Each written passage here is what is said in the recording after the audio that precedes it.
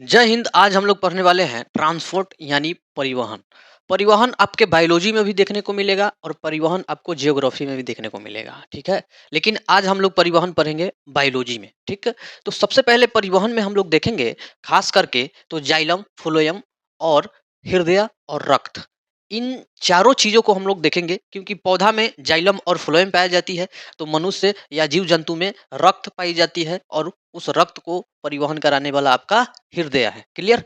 तो इन्हीं चारों के बारे में हम लोग क्लियर करेंगे। इसमें पौधा और जीव जंतु के बारे में पूरी तरह से डिस्कस हो जाएगा कि इसमें कैसे परिवहन होता है। चलो, तो सबसे पहले हम लोग देखेंगे मुख्य अध्ययन में जाइलम और फ्लोएम। तो जाइलम और फ्लोएम को अगर देखा जाए, ज से जाइलम और ज से जल, फ से फ्लोएम, फ से फल। फल मतलब होता है पदार्थ। ये आम लीची सेब वाला फल नहीं समझ लेना। जाइलम जो है ना जल का परिवहन करता है, तो फ्लोएम पदार्थ का परिवहन करता है। क्लियर? तो परिवहन का मतलब होता है पदार्थों का स्थानांतरण।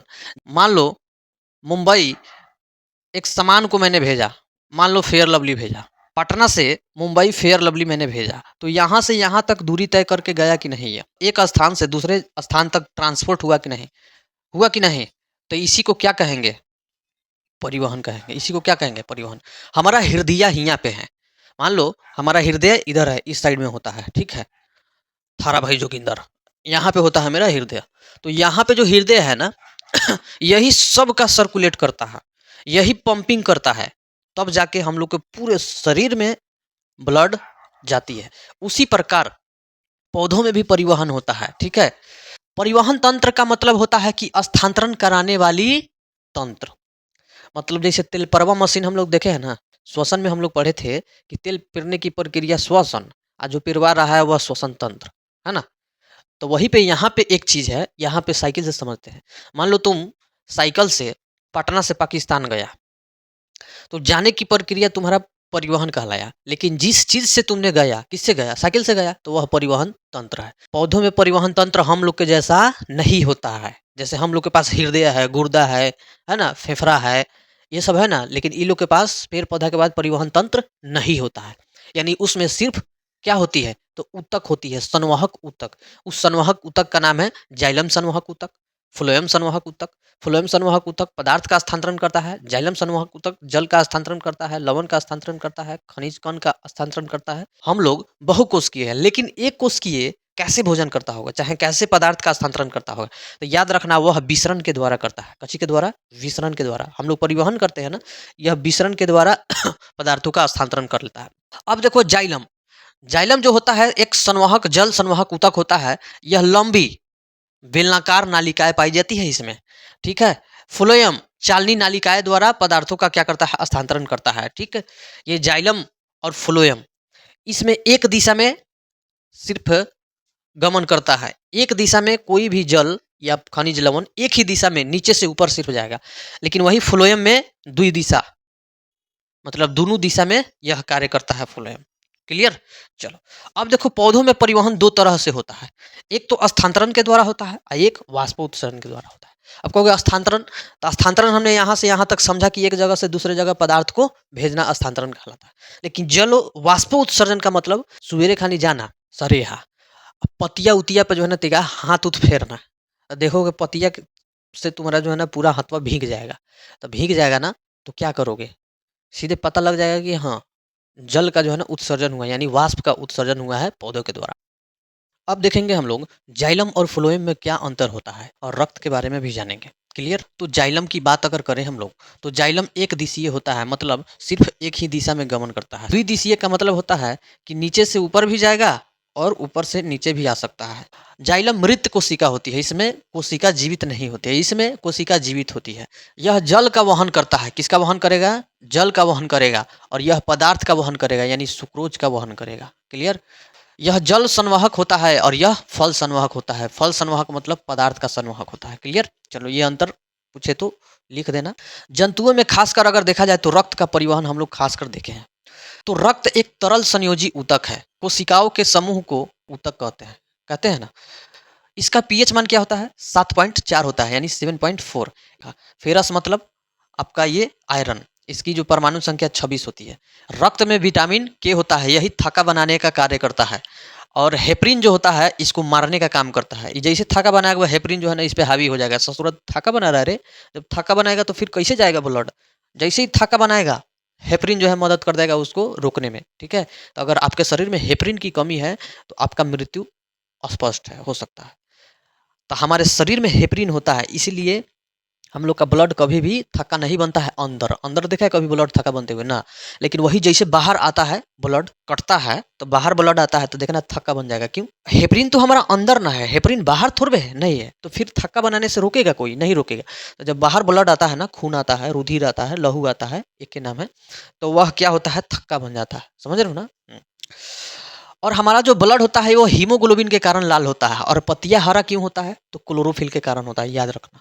हीमोग्लोबिन और प्लस ऑक्सीजन, देखो ध्यान से, जैसे हमारा हीमोग्लोबिन ब्लड में है और ब्लड को पंपिंग करने का काम तुम्हारा हृदय करता है, लेकिन हृदय से पहले आपको फेफड़ा में भेजना पड़ता है ब्लड को, ताकि वह ऑक्सीकृत हो जाए, मतलब ऑक्सीजन उसमें मिल जाए। और ऑक्सीजन मिलने के बाद ही शुद्ध ब्लड कहलाता है वह। तब वह हृदय पूरी तरह से पंप करता है, फेफड़े से आता है तो हृदय पंप करता है, तो पूरे शरीर में 120 mmHg के जो है ना रफ्तार से जाता है। 120 mmHg की रफ्तार से ब्लड जा रहा है, तो यहाँ कहीं रुकने की स्थान इसको मिलेगा नहीं। लेकिन जब यही ब्लड रिटर्न आता है तो नहीं आ पाता है। क्यों? क्योंकि 80 ही होता है, 80 mmHg इसका रफ्तार होता है। तो इसीलिए भगवान ने क्या किए हैं, इसमें बॉल्ले बना दिए हैं ऐसे ऐसे छोटा सा, ताकि जैसे ब्लड यहाँ स्थानांतरित करेगा तो यहाँ पैक हो जाएगा, फिर यहाँ से यहाँ, फिर दोबारा रिटर्न नहीं जा सकता है, यहाँ से यहाँ, फिर दोबारा रिटर्न नहीं जा सकता यहाँ से। इस प्रकार हमारे फेफड़े हृदय तक पहुँच पाता है, ठीक है? क्योंकि रफ्तार इसका कम ना हो गया, ठकेलने वाला चाहिए ना। जैसे मान लो आप पहाड़ से आ रहे हो, उतर रहे हो, तो ऑटोमेटिक ढूल ढूल जाइएगा, ले ऐसे ऐसे ऐसे धमना के मुँह उड़िए गिरिएगा। लेकिन हम कहें कि तनिका नीचे से चढ़ोता, तो नीचे से चढ़िएगा ढुलुक के फिर नीचे चलिएगा, नीचे से चढ़िएगा ढुलुक के फिर नीचे आ जाइएगा। तो इसीलिए भगवान जी ने वल्लभ बना दिया है, वल्भ बना दिया है यहाँ पे सीरा में। जैसे जो है ना ब्लड ऊपर जाता है तो ऊपरे के ऊपरे टनैले रह जाता है, फिर नीचे नहीं आता, फिर जाता है ऊपरे के ऊपरे रहता है, फिर जाता है ऊपरे के ऊपरे रहता है। लेकिन धमनी में ऐसा होता नहीं, धमनी नस है, सीरा नस है, तो धमनी में ऐसा होता नहीं है, सीधे रफ्तारे रहता है, एकदम 120 रहता है। हीमोग्लोबिन आपके फेफड़े में रक्त के माध्यम से आता है, और वह हीमोग्लोबिन ऑक्सीजन को लेता है और पूरे शरीर में ले जाता है ऑक्सी हीमोग्लोबिन बना के, ऑक्सी हीमोग्लोबिन बना के। देखो हीमोग्लोबिन और ऑक्सीजन मिलेगा तो ऑक्सी हीमोग्लोबिन बनाएगा। अगर वही जब वह ऑक्सीजन को हीमोग्लोबिन माइटोकॉन्ड्रिया को दे देता है, माइटोकॉन्ड्रिया कहाँ रहता है? कोशिका में रहता है। कोशिका का एक अंग है माइटोकॉन्ड्रिया, जिसे ऊर्जा गृह भी कहते हैं। वह माइटोकॉन्ड्रिया क्या करता है? ऑक्सीजन को ले लेता है और 38 एटीपी में ऊर्जा निर्माण करके कार्बन डाइऑक्साइड को दे देता है, हीमोग्लोबिन के कहता है जो पहुंचा दी है ना? तो हीमोग्लोबिन प्लस कार्बन डाइऑक्साइड मिलकर कार्बोक्सी हीमोग्लोबिन बना देता है। क्या बना देता है? कार्बोक्सी हीमोग्लोबिन बना देता है। और यह इतना खतरनाक होता है, अगर हमारे बॉडी में यह रुक जाए, फेफड़े तक न जाए, ये आपका वृक्क तक छानने के लिए ना जाए, तो विषैला गैस के रूप में हो जाएगा। ये बहुत विषैला गैस है, ये अगर रुका तो हम लोग रुक जाएंगे। समझ रहे हो? अब देखो एफी की कमी, एफी जिसकी परमाणु संख्या 26 है, आयरन की बात हम कर रहे हैं, धातु है एक प्रकार से। यह एफी की अगर आपके शरीर में कमी होता है, आयरन की कमी, जैसे पालक खाइएगा तो आयरन मिलेगा, इस एफी की कमी से एनीमिया रोग होता है। एनीमिया रोग का मतलब होता है जहीं पर रहिएगा सुस्त होकर 2.5 दिन लेर पोटा निकलने लगेगा, ऐसे गिर जाइएगा। एनीमिया रोग ब्लड की कमी के कारण होता है, और वो भी ब्लड के कमी में कौन सबसे ज़्यादा कमी? तो आपका ये फेरस यानी आयरन जिसको बोलते हैं। क्लियर? रक्त के बारे में हमने पूरी बातें जान ली, लेकिन रक्त भी 2 भागों में होता है। एक होता है ठोस भाग जिसे प्लाज्मा कहते हैं, और एक होता है तरल भाग जिसे हम लोग डब्ल्यूबीसी, आरबीसी और प्लेटलेट्स कहते हैं। ठीक है? प्लाज्मा की बात करें तो यह 60% होता है, वहीं रक्त कनिकाएं की बात करें तो 40% होता है। यही 40% में आरबीसी भी होता है, डब्ल्यूबीसी भी होता है, प्लेटलेट भी होता है। तो प्लाज्मा जो होता है ना, यह हल्का पीला कलर का होगा। ठीक है? आयतन इसका 60% है, जल इसमें 90% रहता है। प्रोटीन की अगर बात करें तो वह 7% होता है। अकार्बनिक लवण की बात करें तो 0.9% होता है। ग्लूकोज की बात करें तो 0.180% होता है ना? 118% होता है, माने सॉरी, अकार्बनिक लवण की बात करें तो 0.9% होता है। ग्लूकोज की बात करें तो 0.18% होता है। वसा और कार्बनिक पदार्थ की बात करें तो 0.5% होता है। और इसके प्रमुख जो भाग होता है फाइब्रोनोजिन, प्रोनोविन, हिपायरिन, है ना? तो फाइब्रोनोजिन होता क्या है? तो यह गाढ़ा रहता है और बीमारी के जाँच में सीरम जो निकलता है, ये फाइब्रोनोजिन से ही निकलता है, पनछुछुर होता है। जैसे मान लो ये ब्लड है, अब ब्लड जब थक्का बन जाएगा तो पानी वाला भाग जो है ना पनछुछुर हो जाएगा और यही पानी वाला भाग आपका सीरम कहलाएगा और इसी सीरम से क्या होता है? बीमारी का पता लगाया जाता है। ठीक है? चलो, अब देखेंगे हम लोग आरबीसी क्या होता है, डब्ल्यूबीसी क्या होता है और प्लेटलेट क्या होता है। इसको स्क्रीनशॉट मारिए। अब देखेंगे हम लोग आरबीसी। आरबीसी को एरिथ्रोसाइट कहा जाता है। क्लियर? और यह आरबीसी का जो जीवन काल होता है 120 दिन होता है और इसकी अगर संख्या देखा जाए तो 50 लाख होता है, यानी 5 मिलियन की बात कर रहा है। अगर वही आरबीसी का जो कब्रिस्तान होता है, मतलब जो आरबीसी 120 दिन में मरता है, वह कहाँ जाके पचता है? तो वह जाके आपका प्लीहा में पचेगा। क्यों? लाइसोसोम में क्यों नहीं पचता है? इसलिए नहीं पचता है क्योंकि लाइसोसोम आरबीसी में नहीं पाया जाता है। जब तक केंद्रक नहीं होगा तो लाइसोसोम कहाँ से पाया जाएगा? यानी कोशिकांग का भाग ना है लाइसोसोम, तो वह केंद्रक में पाया जाता है, लेकिन यह केंद्रक तो है नहीं। केंद्रक यहाँ है? नहीं है। तो केंद्रक यहाँ पे नहीं है आरबीसी में, इसलिए यहाँ पे लाइसोसोम भी नहीं है। जब केंद्रक नहीं है तो लाइसोसोम कहाँ से रहेगा? क्योंकि कोशिका में ही तो केंद्रक रहता है, लाइसोसोम रहता है, गोल्जी बॉडी रहता है, माइटोकॉन्ड्रिया रहता है ना? तो याद रखना, जब लाइसोसोम नहीं रहता है तो भगवान ने बना दिया है प्लीहा। क्या बनाया है? प्लीहा। हीमोग्लोबिन के एक अणु ऑक्सीजन के 4 अणु के बराबर होता है, इसलिए इसे ऑक्सीजन वाहक के रूप में कहा जाता है और हीमोग्लोबिन रक्त को लाल करता है, पाया जाता है। अगर वही डब्ल्यूबीसी की बात करें, और याद रहेगा ना, आरबीसी का मतलब रेड ब्लड सेल यानी लाल रक्त कणिकाएं या कोशिकाएं। अब वही डब्ल्यूबीसी की बात करें तो व्हाइट ब्लड सेल होता है, यानी श्वेत रक्त कोशिकाएं। इसकी मात्रा बहुत ही कम होता है, मतलब आरबीसी रहे ना 10 रुपया तो 1 रुपया समझो डब्ल्यूबीसी रहेगा, इतना कम होता है। डब्ल्यूबीसी को ल्यूकोसाइट कहा जाता है और प्लेटलेट्स को थ्रोम्बोसाइट कहा जाता है। तो यानी ल्यूकोसाइट इसको डब्ल्यूबीसी की कहा जाता है, इसकी संख्या 10,000 होती है। कितना? के का मतलब 1000 होता है। ठीक है, चलो 10,000 होती है। यह 4 दिन तक जीवित रहती है। याद रखना कि जो डब्ल्यूबीसी की जो जीवन काल है ना, 4 दिन है न्यूट्रोफिल में। याद रखना, न्यूट्रोफिल डब्ल्यूबीसी में पाया जाता है, इसकी जीवन काल 4 डे है, 4 दिन। इऑक्सिनोफिल इसका जीवन काल 8 से 10 दिन है, लगभग 8 से 10 दिन, 12 दिन है। डब्ल्यूबीसी और आरबीसी याद रखना, आरबीसी की संख्या सबसे अधिक होती है और डब्ल्यूबीसी की संख्या कम होती है। इसलिए अगर हम लोग तुलना करें तो 600 ml अगर आरबीसी रहेगा ना तो 1 ml आपका डब्ल्यूबीसी रहेगा। क्लियर? यह सर्दी जुखाम जो भी होता है हम लोगों को डब्ल्यूबीसी के कमी से ही होता है, क्योंकि यह रोग प्रतिरोधक क्षमता इसी के पास होता है। अगर इसकी कमी होगा तो रोग प्रतिरोधक क्षमता जो है ना हम लोग का नष्ट हो जाए, इम्यूनिटी बूस्ट होना बंद हो जाएगा, हम लोग कमजोरी फील करेंगे, सर्दी जुखाम जो है ना हम लोग को ज़्यादा प्रभावित करने लगेगा। अब देखो प्लेटलेट्स, प्लेटलेट्स का काम होता है रक्त को थाका बनाने, लेकिन हम लोग तो इतना जानते हैं कि रक्त को थाका बनाना प्लेटलेट्स का काम है, लेकिन नहीं, उसके अंदर भी बहुत सारे पदार्थ है जो थक्का बनाने में मदद करता है। सबसे पहला है विटामिन के। विटामिन के प्लेटलेट्स को मदद करता है कि तुम थक्का बनाओ, लेकिन हेपरिन होता है ना, हेपरिन कहता है अगर बना दिया तो समझ लो खैर नहीं। ठीक है, तो हमारे ब्लड में थक्का विटामिन के बनाता है, लेकिन वह बनाता है, लेकिन उस विटामिन के थक्का बनाया हुआ को मार देता है, उसके प्रभाव को खत्म कर देता है हेपरिन, जो हमारे ब्लड में पाया जाता है। अब वह हेपरिन मार के फिर जो है थक्का बनाने वाला जो उसका प्रोसेस को नष्ट कर देता है। लेकिन कभी कभी हम लोग का बाहर जब आता है ब्लड तो वह हेपरिन बाहर नहीं होता, इसलिए हम लोग का थक्का बन जाता है। क्लियर? अब देखना, जब चीर फाड़ किया जाता है तो प्लेटलेट्स का सुई दिया जाता है, इंजेक्शन जो है ना, जब देखना किसी व्यक्ति का ऑपरेशन हो रहा है तो उसके शरीर में ब्लड की कमी है या फिर उसका शरीर में प्लेटलेट्स का कमी है, तो क्या करेगा? सुइया देगा, पहले ब्लड का सुइया दे देगा, चाहे प्लेटलेट्स का सुइया दे देगा, है ना? प्लेटलेट्स में होता है थ्रोम्बोसाइट, यानी उसको थ्रोम्बोसाइट ही कहा जाता है। जब मच्छर काटता है ना, साफ जल वाला मच्छर जब काटता है तो वह मच्छर का जो विक है, मच्छर का जो विष है, वह विष थ्रोम्बोसाइट को प्रभावित करता है। यानी जो डेंगू होता है, डेंगू किसको प्रभावित करता है? थ्रोम्बोसाइट को प्रभावित करता है। क्लियर? चलो स्क्रीनशॉट ले लो। अब हम लोग देखेंगे रक्तवाहिकाएं।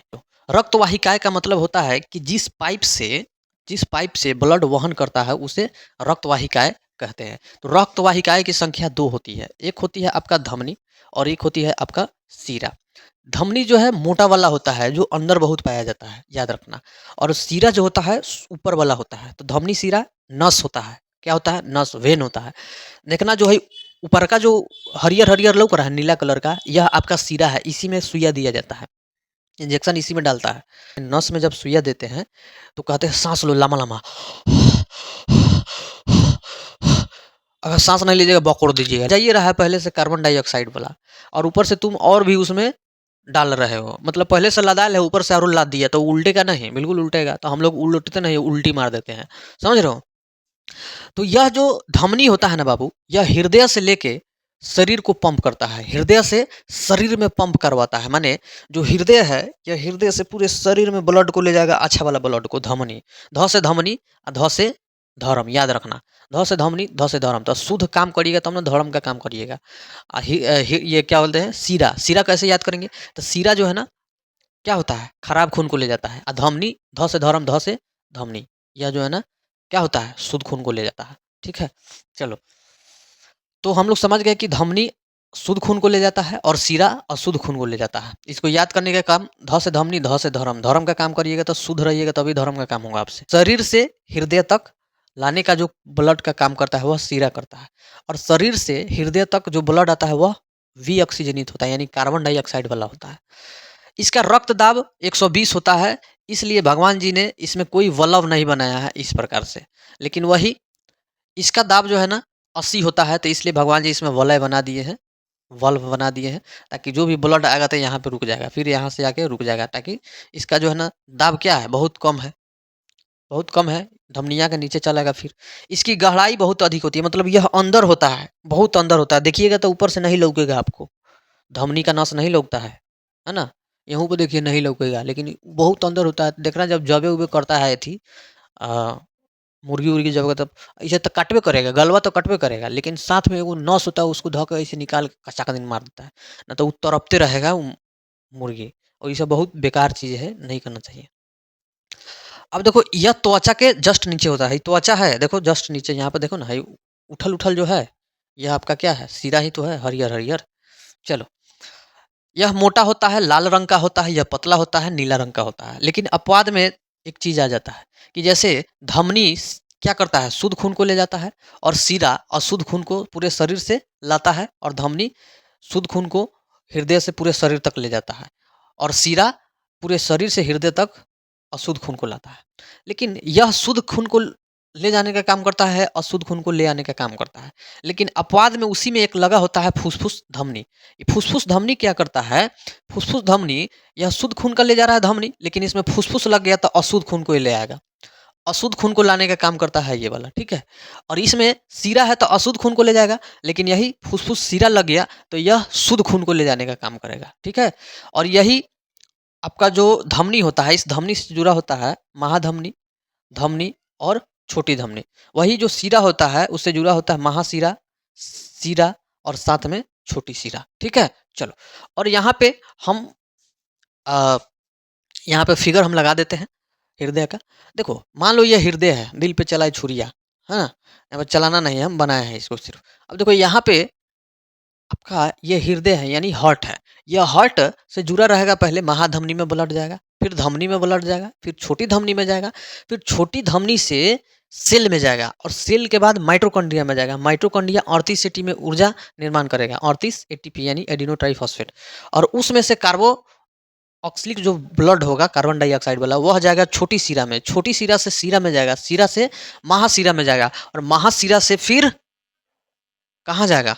हृदय में। यह प्रक्रिया बार-बार, बार-बार, बार-बार होते रहती है, इसीलिए हम लोग द्विगुण परिसंचरण कहते हैं इसको। क्या कहते हैं? द्विगुण परिसंचरण भी कहते हैं। क्लियर? चलो, यहाँ पे फिगर है, फिगर देख लेना, सबका नाम ऐड रहेगा। क्लियर? यहाँ तक समझ में आ गया सबको? आ गया। अब देखो हमारे जो हृदय होता है, इसमें 4 गो कोष्ठक होता है, दया अलिंद, बाया अलिंद, दया निलय, बाया निलय। लेकिन स्तनधारी में 4 गो कोष्ठक होता है, स्तनधारी और मैमेलिया हम लोग आते हैं। लेकिन वही रेप्टाइल की बात करें, सरीसृप और उभयचर की बात करें, जैसे गिरगिट वगैरह का बात कर ले, मेढक वगैरह का बात कर ले, तो इन सबों में 3 गो मात्र कोष्ठक होता है हृदय में। इन लोगों में तो दिल होता है, लेकिन ये लोग जो है ना उतना चक्कर-पकड़ नहीं करता है। अब मछली देखिए, मछली में 2 गो दिल होता है, सॉरी 1 गो दिल होता है, कोष्ठक 2 गो होता है, लेकिन सबसे ज़्यादा कोष्ठक केकरा में है? हम लोग में है, 4 गो कोष्ठक है। तब ना एक बेर में कई-कई गोरा के जो है ना पसंद कर लेते हैं। लेकिन ई ससुरा सब 2 गो है, एगो है, 2 गो है, 3 गो है, तो ये सब चक्कर-पकड़ में नहीं रहता है। मतलब सबकी बात नहीं कर रहे हैं, मज़ाक किए हैं। सीरियस से ले लेता है आप लोग, बक चलिए, तो ये क्लियर हो गया, कोई दिक्कत नहीं है। चलो।